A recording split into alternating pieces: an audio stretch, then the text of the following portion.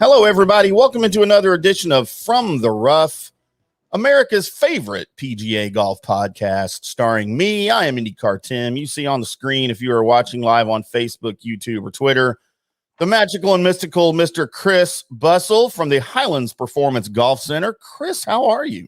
Great. I love the music. I'm ready to roll. Gets me jacked up to listen to that. You know, I listen to that on a regular basis in my car. Of course you do. My favorite part of it is this, though.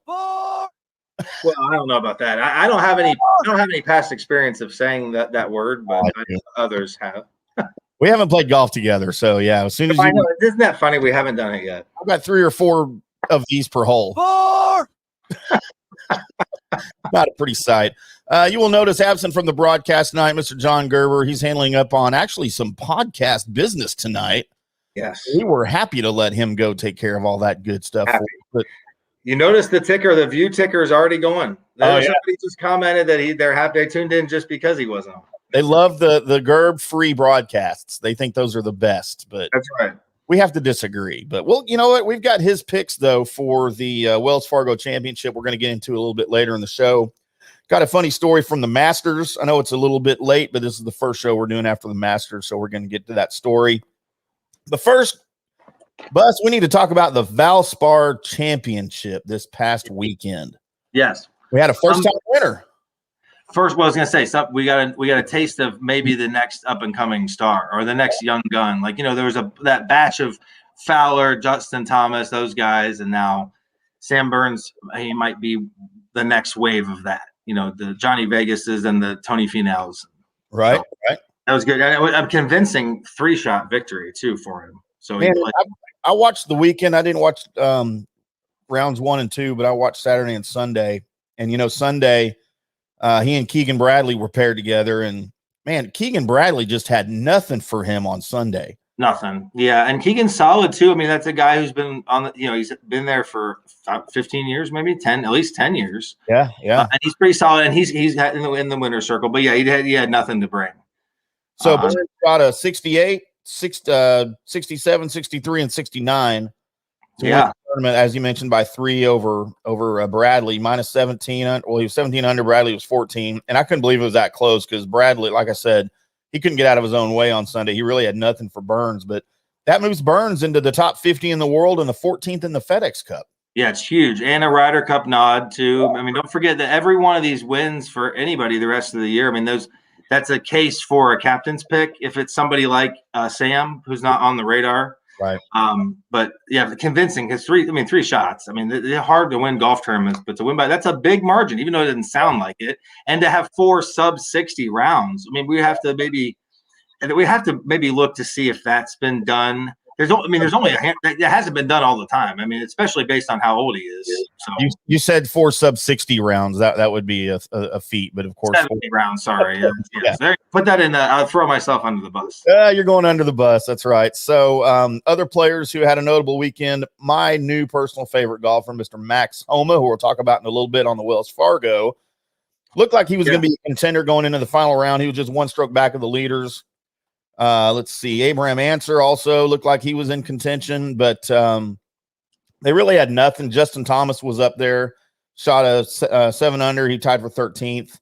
By the way, also Justin Thomas moves to number 1 in the FedEx Cup rankings. Yeah, that's important too. I mean, obviously that's a big deal. I mean, not now for guys like him.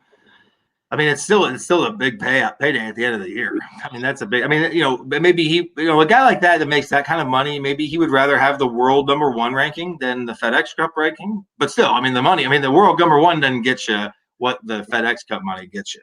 So, who's our world number 1 right now? I think it's still DJ. Is it still DJ? Because he's played like crap.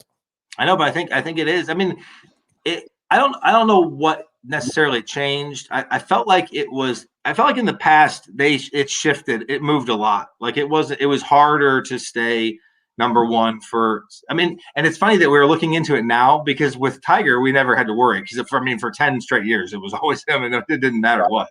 Right. Now it's moving back and forth. You know, John Rahm was there for a little bit. Rory's been there. So, but I think it's still DJ. I could be. Yeah, I'm looking at it right now. World golf ranking. DJ's 1. Justin Thomas is 2. John Rahm is 3rd. Yeah, that's good. So, your Max Homa though, he's coming a long way, and he's got a nice combination of kind of like being able to do the social stuff. I read a great article about him this week, and so now and learning a lot about what it takes to win the golf tournaments and play well in them, and so his game is certainly improved. He is a great follow on social media. I mean, on Twitter. Yeah, he's got a sense of humor. His tweets are timely. They're informative and they're funny. I know. I mean, it's hard to compare. I mean, normally when you compare someone who has both, like they play at a high level in their occupation or their profession, and they do the social thing. Right. Like if you take LeBron, well, he's only playing once every 2 weeks. I mean, or somebody that has more time to do that. I mean, we're talking about Monday, we're talking about Monday practice rounds. Then you get Tuesday, Wednesday's the pro-am, and then 4 rounds if you make the cut. It's hard to find. And, you think the golf is, 5 hours on TV. I mean, I think those guys are getting there. I mean, they're getting there at least 2 hours before, and some of them stand 2 hours after. And those are full days for those guys. So for him to be able to do both, that's funny. And he's good at it too. So it seems to me the level of competition, the NFL would call it parity. For sports, but the level of competition here this year really going even, I know it's a joint combined 2021 season that we're in the middle of here. Just, it seems like there's a lot of parity. Like you really, from week to week, you really don't know. And that's got to make it hard on Johnny when he's doing his picks, but he's still really good. He's still really good. Really good at it. I mean, still really good. And the Valspar is a funny story we can share. He had 3 of the 4 guys who they were second, third, and fourth, or they were first, third, and fourth after rounds 1, 2, and 3, but wasn't able to get the bets submitted because he missed the deadline, But he did get the Kentucky Derby winner. So not that matters for golf shows, but he's getting better. But I remember, the reason why I always shared that he was so good at it is because I think it was a lot easier. And forget like the Tiger dominating everything. I'm still saying he was still picking top 5 and top 10s, and he was doing it on a regular basis. And now it's like it's just so much, so it's more challenging to pick him. Right. And it's fun to watch, man. It's really fun to watch. I mean, because of that, you've got guys like Sam Burns winning his first tournament. You had Max Homa win a little bit earlier in the season, and it's like I said, going into Sunday, it's usually anybody's turn. So that does what makes it exciting. There's not a guy that's running away with it who used to run away with it all the time. I mean, it's somebody that, and we've seen a little bit of the wire to wire. See, that's still rare. You don't really see that wire to wire stuff, leading in the first round all the way, and then you do kind of feel like there's been more winners from like groups 2 and 3 than the final group. The final group guys aren't on TV sometimes in the last couple of weeks because they haven't won. So yeah, and you get the winner in the third from last group that got the low score, and he's in the clubhouse waiting for everybody to finish so TV can make it official, and get to watch some of the has also rans that are bogeying it up heading into 18. But like I said, it makes it a lot of fun to watch. The Valspar was no different. Looking forward to the Wells Fargo. So were there any surprises for you from the Valspar? We didn't do a show the week before, so we didn't really get to talk about it, but did you have any surprises? Well, I mean, the scores were really good again. I mean, 63, you're never going to see 60. You notice that you don't see 63 on Sunday ever. I mean, you see 68 maybe on Sunday. I mean, think about how Sunday it's almost like it's its own golf tournament. I mean, the first 2 days, some of those guys are just trying to make the cut. I mean, honestly, they treat it as 2 different tournaments, right? Saturday has always been the moving day, so that's where you see 63 from Sam on Saturday, and then Sunday it's just a whole another event. I mean, you don't really see too many times a guy. I mean, we're talking if you shoot 63 on Sunday and you're in 10th. I mean, we're talking like that's how many places you could move up. Right. You could win. Those guys in the last handful of groups, they're going to shoot like a couple under, 2 or 3 under. I mean, they're not going to shoot 6 under, 7 unders. Yeah, but like I said, that makes it excuse me, that makes it just tremendously fun to watch. And like I said, for those gamblers out there, I wonder how they do it sometimes. And it's such a grind. Yeah, just let this all be a reminder. Let Johnny's story be a reminder to you gamblers out there. If you're going to place bets on the tournament, make sure you actually place the bets. Make sure you get them in. Get the ticket. Don't just make picks. Make bets. See, that needs to be Johnny's new slogan. Don't make picks, make bets. Make bets. I might sell that to him. I might try to.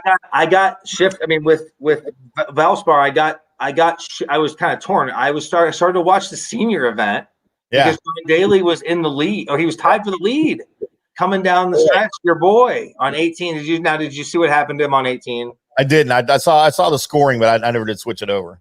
Well, he hit his approach shot to the green, and you could tell he wasn't talking to it in a negative way, and it found the water short of the green, and it almost cleared the water. And there's still some area before the green starts, but we're talking like that's a full club short. And the thing is, he told his caddy, I hit it good, bud. Like when it went in the water, he's like, I hit it good. So if he hit it good, that is either a gust of wind hitting it, or that's either the caddy, maybe giving them the wrong club. I felt bad for him because I was torn. I was watching it, and it's nice to see him out there, even though he's trying to intimidate Santa Claus. He's giving Santa Claus a good run from what he looks like. Man, I know he looks amazing right now. But it's just almost like it was almost too good. Like almost you knew he wasn't going to win because it's so hard to do that. And then he puts it in the water on 18. When was his last win? Do you know? Oh, no, I don't. The majors, that'd be good to look up. I mean, I don't know if he's won. I don't think he's won on the Champions Tour. I don't think.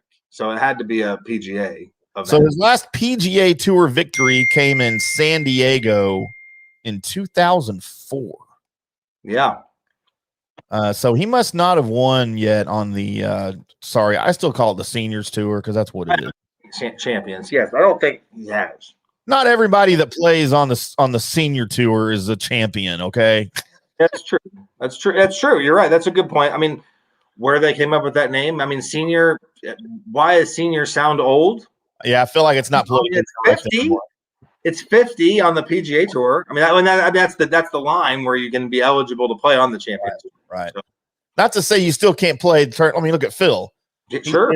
He's dominating over it on the Champions Tour, but he's getting his ass handed to him on PCA. Same with Steve Stricker. Steve Stricker's dominating the Champions Tour, and he's played in the tour. He led the tour event a month ago. So that's a good mix. That's difference. I know, like let's talk about that for just a second. The difference in course setup for the regular PGA Tour and the Champions Tour. Now they're setting the Champions Tour. Those courses are shorter, obviously. A lot. I would say. I mean, we're talking 500 yards at least. Short. Really? Okay. So if you put that in, I mean, if you think about that perspective wise, I mean, you could do the math on how many holes, but I mean, really, it's like the par threes go from like 220, 215 to like 185, 190. And the par five, the par fives are, you could say they're reachable maybe, but I don't think you'd see that much different in the fives. It's the fours. You're not seeing 470, 480, 460. You're seeing more of like 420 and 415. And so that's where you'd see the bigger difference. But I still think they make it hard though. I still think the pins are in tough, and you still got to roll it. And the golf courses the golf courses are still challenging. So. But I mean, pin placement, things like that. They still, I know they change them every day. But are they making them as difficult as they are on the regular tour? No, probably not. I mean, I've watched enough of it where I don't think people really. I mean, I think the flag stick length, is 3 yards or 4 yards. I mean, you can't. You do see fours. That would be the minimum technically that you can put it tucked right, but you don't see that on the. I mean, you're going to see sevens. Like I remember looking at like U.S. Open pin sheets before, even the Masters pin sheets. When you see like 4 from the left, I mean that's nothing. You can't miss left of that at all. So those Champions Tour guys get a little bit of a break, but I mean we're talking 3 yards. Yeah. I mean but still it's still challenging. Yeah, but the length is where it's really different. I mean I'm still a big fan of the Champions Tour, the Seniors Tour, because those are the guys I watched. Me too. Years ago. Corey Pavin and Fred Couples, those were my two guys other than those guys for sure. You just named the longest hitter and the shortest hitter you possibly could right there. But and when I was playing in high school in the late 80s and then right out of school, I still played for a little bit into the into 96 or so before I quit for a while. But watching Raymond Floyd, Greg Norman, Corey Pavin, Fred Couples, all those guys, man, they're just, they helped along my love of golf, and Craig Stadler, Fuzzy Zeller, the Walrus. Yeah. I mean, just Craig Stadler always cutting up on. We always had something on Monday to talk about that Craig Stadler did in a tournament. I mean, he was always pulling some knucklehead move. Yes. There were a lot. I mean, they very, very different. Like, I mean, personalities. Like these guys. I mean, think about your like Homas and Burnses and Justin Thomas. It's all and Spieth. They're almost like all the same person. Yeah. Then you have like your Kepkas and DJs, which are the same person, right? And those guys back then, we were all their own. They all had they were different in so many ways. I mean, some guys would, they would play slow. Some guys would they weren't like Greg Norman wasn't shy about never taking a bet or telling somebody how it was, right? I mean, they just all had their own personality. Do you know why I think that is though? Well, because he was. No, I'm talking about the robotic lack of personality for the majority of the players now. Yeah. And I think I attribute that to Tiger. Look how successful he was and how he was just down to business. Every tournament that he played, it was all about the competition. That's true. Super focused on what he was doing. He didn't even interact with his fellow golfers really. No. In his heyday, he had very little conversation. It was all about the game. He was a robot out there playing golf. And I think a lot of people saw that and like, oh, well, I need to be that way personality wise and competitively to emulate what Tiger did. And now you have all these guys that grew up watching him when they were little that are now on the tour and they're trying to be just like that. Tiger's not like that anymore. No, definitely not like that.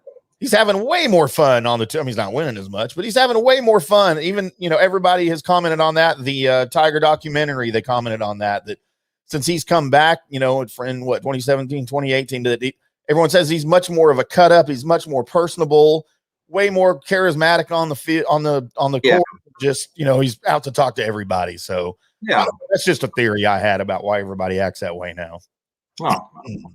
So, all right, the Valspar Championship. There's your recap. We need to remind everybody the From the Rough, brought to you by the Highlands Performance Golf Center in Carrollton, Texas, North Dallas's premier golf practice facility. 65 covered tees. They're covered in heated tees. 2 practice putting surfaces, a short game area. They have 2 kinds of sand, 2 kinds of bunkers with different sand in them, which I didn't even know was a thing until I tasted both the sands, and then I realized, these are different sands. I get it now. Yeah, so the darker one has a little bit like of a more of a potent like oaky afterbirth as comparison to the white sand, which is like more fruity. More fruity, and I like the fruity kind actually. It's easier to hit out of too, as far as I know. But and also the brand new putting studio with all of the latest putting technology to help you get your putting up to tour level. Whether you use the blade, whether you use the mallet, I tell you, I'm a big fan of Sam Burns' Odyssey putter. Oh yeah, the throwback. And I looked him up online. I can get one for about $180, so I might start a GoFundMe so I can go buy one of those new Odyssey putters. Since I can't use the old Happy Gilmore Odyssey putter that I really wanted to. They don't let me do that on golf courses, unfortunately. The hockey. Well, don't you have some type of relationship with a facility that has merchandise? Yeah. I mean, we might be able to do something better. We might be able to do something better than 180. I mean, maybe. I read that in one of my bios, but I haven't heard from anybody. But anyway, the Highlands Performance Golf Center, go check them out. They've got a great golf fitness facility with Mr. Chris Ownby. He'll help you get your body in shape for the perfect swing. Give him a call, 972-733-4111, or check them out on the web, highlandspgc.com. Thank you, Highlands, for all that you do for golf and the local golf community and this show. So, Bus, a funny story that I saw coming out of the Masters. Again, we're a few weeks removed from the Masters, but I didn't get to this story on the broadcast before. So I thought to bring it up now. It's because it's interesting. Everybody knows the great Gary Player, and everybody knows to start the Masters, you have your ceremonial start. The Black Knight. Yes. Gary Player, the Black Knight, and the Golden Bear. You got the Black Knight and the Golden Bear ceremonial start. We miss Arnie. Certainly miss Arnie out there. But they invited this year, of course, the great Lee Elder, who was the first black individual to play in the Masters in 1975. By the way, Dallas roots, Mr. Lee Elder. I didn't know that. Yeah. So Wayne Player, who is the son of Gary Player, was caddying for Gary. Excuse me, this story's choking me up already. Well, the other Player's son, Mark Player, who I believe is the older brother, son of 9-time major champion Gary Player, claims that his brother has been banned from the Masters for using the occasion as the honorary starter ceremony for what's being called ambush marketing. Oh, have you heard any of this? Nope, I don't know this at all. So Wayne Player, who was caddying for his dad Gary at the ceremony, was widely criticized for displaying a box of Encore golf balls in the background of the shot as the television cameras focused on Lee Elder. And I remember seeing this. So Lee Elder sitting down there in the chair. Yeah. Gary's over on one side of him, Jack's on the other, and Wayne's there next to his dad. Literally, this is your box of golf balls. He's not just holding it in his hand. This. Gotcha. The Encore logo clearly present and visible on TV. And well, that's weird. I wonder how much they paid for that. Social media users were quick to condemn Wayne Player's actions, including his own brother, Mark, who tweeted, "Embarrassing and illegal ambush marketing by Wayne Player during a traditional ceremony at the Masters." So after, of course, Hideki Matsuyama, that was a great victory, by the way. Yes. CBS golf writer Kyle Porter posted a picture of Matsuyama's caddy bowing on the final green alongside one of Wayne Player holding the packet of Encore golf balls, along with the caption, "I can't think of a tournament in recent history that's had more contrasting beginnings and ends." Wow. The embarrassing Wayne Player holding, the ambush marketing. But dude, how great of a moment. Again, we're going to get talk about this, but how great of a moment was that when Matsuyama's caddy went over and just bowed on the. I noticed this. I noticed that I'm thinking it had to be CBS because they use that as their last. They do the sports introductions the previews of all that. That's the last thing they show. I mean, that was an awesome moment for him to do that. So it's great. Mark Player responded to the Kyle Porter article, said, "Agreed. Wayne has since correctly been banned from Augusta National and the Masters tournament. What a shame. What an embarrassment. What a bad decision to allow him on the tee after years of similar shenanigans." Oh, so he knew there must have been some more things. Apologies to all. So when asked by Telegraph Sport if Wayne Player had been banned from the club and the tournament, Augusta National refused to comment. Yeah, I was going to say, I was just going to tell you, they ain't saying anything. They're not even open to that piece of mail. And they won't. It says Wayne Player offered an apology to Golf Digest after the initial criticism of his behavior. The only thought from that point was that it would be cool for fans to know what ball my dad was teeing off with. There's other ways to do that, though. I've hurt people's feelings, and I'm truly sorry, and I hope they will forgive me. However, it's not the first time that Wayne Player, aged 58, has courted controversy. He was arrested for fraud in 2019 over an incident involving a house rental at the 2018 Masters. Oh. The check he wrote to the homeowners bounced, and he failed to follow through with payment. He spent what he described as 5 nights of hell in Augusta, Georgia jail. He was charged with 1 count of deposit account fraud for bad checks totaling greater than $499, but in a 2019 interview with the Golf Channel, he claimed the charge was dropped after the homeowners were paid in full. It's unclear whether Gary Player knew about or condoned what his son did during the starter ceremony. The 3-time Masters champion has been an ambassador and shareholder for Encore since 2019, according to the company's website. So Gary Player is a shareholder. Well, something else I'm just learning. I didn't realize you could. I mean, we're talking about $500 check. You can do 5 nights in jail. Hey, it's a night per $100.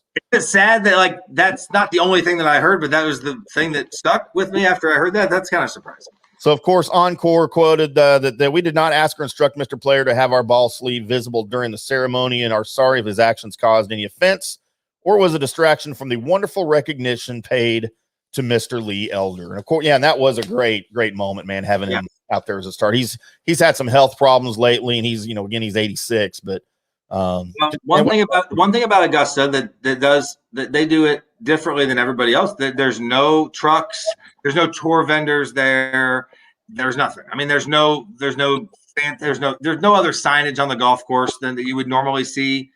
They don't do that. I mean, look at the tee markers, for example. There's not it's not the AT&T logo, it's not the Wells Fargo logo. They don't mess with that stuff. And they do a good job of that too. I mean, in terms of you see the patrons, right? They all have Augusta shirts on. They all have the Masters flag shirt on. That's it. You don't see a lot of that. No signs, no beer cans, none of that. So I don't think Happy Gilmore would have been allowed to play at Augusta. No, he probably wouldn't have been able to. No, not if he was invited or qualified for it. Not even if he was real. That's right. Or real. That's true. You got to be real. You mentioned the tee markers, and I'm paying big attention to all the tee markers this year because my favorite one so far this season was last weekend at the Valspar. Did you notice what the tee markers were? I didn't. No, I didn't. Paint cans. Oh yeah. Valspar paint. Like every tee marker had. Like this week at Wells, they'll be like the horse chariots. Right. Yeah. That what they're called, horse chariots. Of course, Harbor Town, it was the lighthouses on either side, but I just thought that was great. I love the little bits like that golf does. The small things, yeah. That's great. So, well, let's get in. Speaking of Wells Fargo and the Stagecoach, let's talk a little Wells Fargo. So Max Homa is going to be able to defend a title for the first time in his career. That's exciting. I know it's actually one of my favorite weeks. I love the Charlotte. I love Charlotte, the city. I the golf course, Quail Hollows golf course is great. I always felt like this one, this one was always exciting. Like for some reason, this had more like down the stretch, 16, 17, 18, like back and forth. Like you really don't know what's going to happen because of how hard those holes are.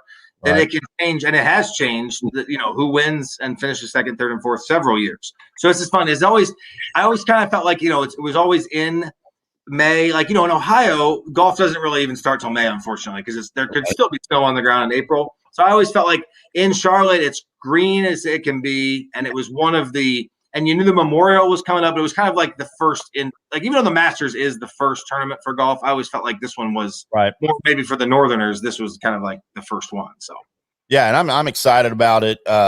Number one, because I'm a huge Max Homa fan. I want to watch him have that opportunity to defend his title for the first time. And he's not playing poorly. We just talked about him at the Valspar. He didn't have a great Sunday, but I don't think he's a middle of the road guy on the PGA Tour anymore. He's now inside the top 40 in the world golf rankings. Yeah. Plus, that he's top 10 in every strokes gained category over the last 4 months. Well, no, I did not know that. But that doesn't really surprise me though. I mean, because maybe we'll see him be able to defend and validate. I mean, because when you the stats are hard to fake. I mean, in terms of they normally do. I mean, when Tiger was winning everything, that he was leading in a lot of the categories. Right. So normally when you see people win or leading in those categories, they're going to be up there.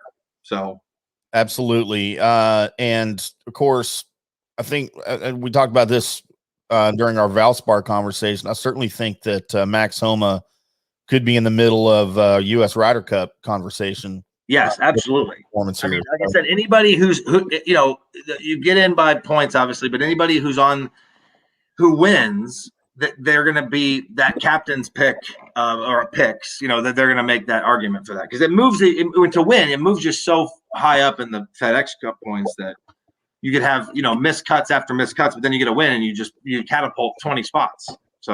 So I put on our run sheet that I sent you a couple of guys I think to look out for here. Rory's going to be one of them. Some notes on Rory. Since January 1, there's 19 golfers who have better strokes gain numbers than Rory does. Since February 1st, that number went up to 31. Since March 1st, it's 51, which is not a good trend for somebody who's trying to win. And rebuilding his swing. He is fighting the two-way misses. But the good news is, though, for him, nobody in history has been better at Quail Hollow than Rory McIlroy. He's the all-time strokes gained leader there. Several weeks off after his miscut of the Masters. So, he's going to be fresh. we'll probably see a different version of McIlroy than what I think we will. Well, but one thing that makes it a little bit easier to pick, when Johnny's doing top 10 picks, top 5 picks, and winners, is that you really have to look at how they play the golf course. Now, we didn't have a show that was following the Masters. I mean, my pick for the Masters was, and I just went blank. I'll think of it in a second. There it is. It was I can't think of his name, but anyway, who finished second or third? He finished second or third and the only reason I picked him is because he plays the golf course well. If you look at the leaderboards historically. So it doesn't surprise me. I think we'll see, because when you're comfortable someplace and you have one there and led in stat categories and stuff like that, then it almost doesn't matter how you're hitting it that week. You do feel more at home with how the golf course sets up for you. So wow, yeah. So the other guy that I had to look out for this weekend is going to be Justin Thomas. And here's why. Since March 1st, he's getting nearly 3.5 strokes on the field per round from tee to green, and losing at least a half a round with his putter. This past week, he should have been in it. He really should have been in it. Yeah, he should. And I was kind of shocked that he wasn't. Like, going into Sunday, I thought, okay, Thomas is going to make his move. That's a name. That's a guy that you think is going to make a charge. Xander Schauffele, by the way, who's who my pick was. Oh, okay, yeah. But I mean, it's easy. But you see, that's why Johnny, or Harbortown, he picks Webb Simpson, because Webb Simpson's a Wake Forest guy, and it's narrow and he hits it short. So I mean, this I think Roy. I haven't actually looked. I was gonna hopefully you'd surprise me with Johnny's picks. Yeah, I've got him here with Welch. I didn't look at him on purpose. I wanted to see who he went with. So I've been trying to dabble into some golf picks myself. I'm nowhere on Johnny's level, but this week I did some pretty deep research, and I made some picks before I got Johnny's, and I was going to see where mine were in relation to Johnny's. So okay, I had Victor Hovland 20-1 as the winner. Okay, got JT plus 110 as the top 10, and then I've got Jason Day as a sleeper at 50-1. Yeah, I hope things start coming for him. He's way too talented, Jason Day. Now, he's battled injuries. He's still fighting back stuff. But I mean, that's a guy that I think a lot of people have forgotten, just because he hasn't. Golf in 2020 wasn't the same, and he hadn't been around. But I mean, I can see him breaking out, especially now. Did you see it in the top 20 for him? Yeah. That's a good sleeper pick for sure. That's a good ham sandwich. I hate to call Jason Day a ham sandwich pick, by the way. I mean, because he's not. But it's been some time since we've seen him in the spot. And at 50-1, that qualifies barely. Yeah, that definitely qualifies for the ham. Yeah. So nobody cares what my picks are, though, Bus. Everybody's more concerned about Johnny's picks. I'm going to put those up on the screen for everybody watching the videos on Facebook, YouTube, and Twitter. So here's who Johnny has for the Wells Fargo Championship. He's got the to win. He's got Zalatoris at 28-1, Abraham Answer at 50-1, Harmon at 50-1, and his ham sandwich is a true long shot with Doc Redman at 200-1.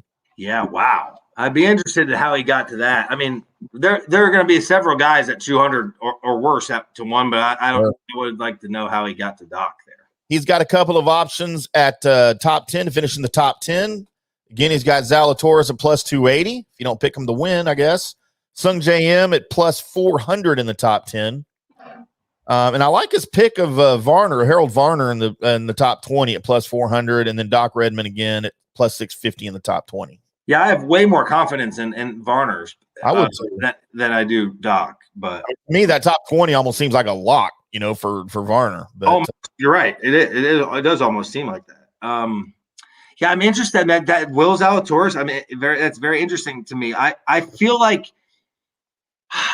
what's the best way to say this? I feel like you don't see too many first-time winners at Quail Hollow. Now, I obviously know that Max. I know that Max Homa was a first-time winner. I get that, but I'm just saying, if you look historically, it's normally someone who has won there before. I mean, it's sometimes it's like and so Max is an exception, because now it wouldn't surprise me if Max won, because he'd be a repeat guy. But you don't see the new guys win there. I feel like the new guys are they're winning. They're winning the John Deere Classic, right? Or because it's a golf course that not the big boys are playing at, there's better opportunity for them to, do something. It's like when you get to some of these like traditional tournaments, like we're about to see, like Valspar's been around, Wells Fargo's been around, Memorial's been around. I feel like they're the guys that, like, Bryson DeChambeau is going to play well at Memorial because he's won it before, and then those are the guys who you see win. So that's surprising about Will. Yeah, that kind of shocked me too when he sent me those. And I tell you, my 20-1, my winner, Victor Hovland. I like that pick though. I like that. It's and I love Victor. Quail Hollow's a long course, and he's a long ball hitter. He's suffered. His short game has hurt him recently, but everything I'm reading, he's shored up his short game a little bit. And I'll be honest, mentally, it's time that he wins a big boy tournament. Yeah, he's ready to take that next step for sure. He is. He's ready. So that was he is just as talented. He is just as talented as those guys, those Speeds, the group that we talked about earlier. He really is. He's one of the newer guys, but still, that guy can play. So he just needs to, and I'm telling you, it's just like once you get the first one, it does make it, you realize, one, I can do this, right? That it gives you some validation, like, okay, I can do it. I know what it takes to do it. And then that just does tremendous stuff for your confidence. I mean, then you see him go off. So, well, it's going to be a fun watch. Do you have anything else in your notes here for us to watch out for at Quail Hollow? Oh, just those last 3 holes. I'm telling you, like, it would be exciting to watch because you might not, like in this case, Sam Burns had 3-shot lead going into the last 3. Well, then he finished with a 3-shot lead. This time, you can't say that. That's why it's entertaining, because they're the hazards, the penalty areas. It's so penalizing those last 3 that it can really shift. I mean, you can see some big numbers down the stretch. Well, we're looking forward to it. Tee off tomorrow morning on Thursday. Certainly get your picks in if you're following Johnny's. No, place your bets.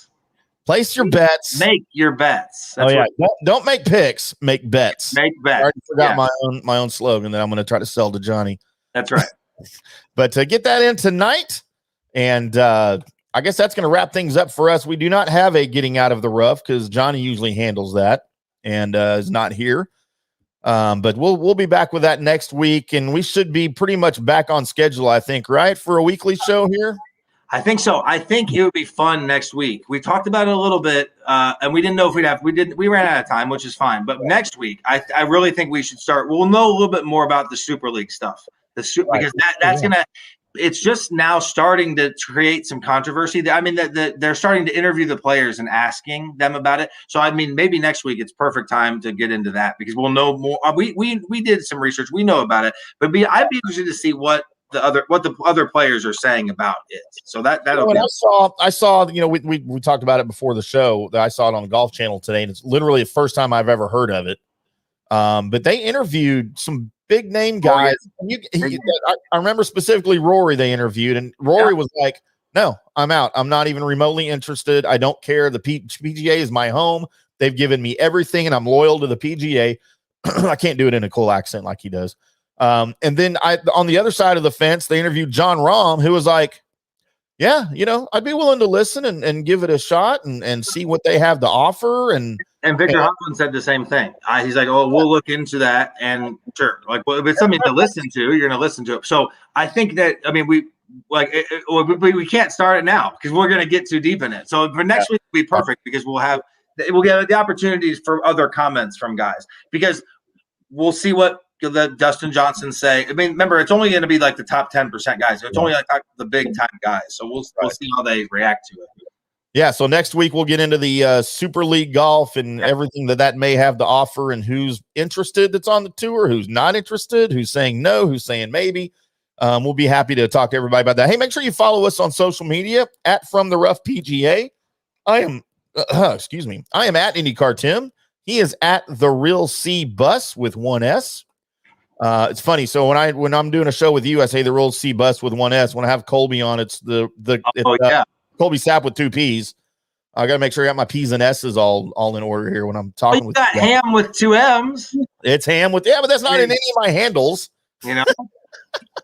But you can also find us on Facebook. We do have a Facebook page, From the Rough. You can catch all the videos there or on our YouTube channel or on our Twitter feed. All the videos will be there in perpetuity for you to go back and look, and we'll be happy to correspond with you. We do have an email address. That email address is fromtheroughpga@gmail.com if you'd like to email into the show. If it's a good one, we may read it on the next show and make you famous on the air. Yeah. To all 12 people that watch our show. But I guess fame is relative, right? But no, it's like that. There's way more now because Johnny's not here. Yeah. We got all the people watching tonight. So, well, that's going to do it for us from the Rough. We appreciate everybody tuning in. We appreciate everybody being a part of this one. Thanks to the Highlands Performance Golf Center. Make sure you give them a call, 972-733-4111. HighlandsPGC.com. Chris, it's been fun. We'll talk to you next week. Yes, enjoy the golf. Take care, everybody.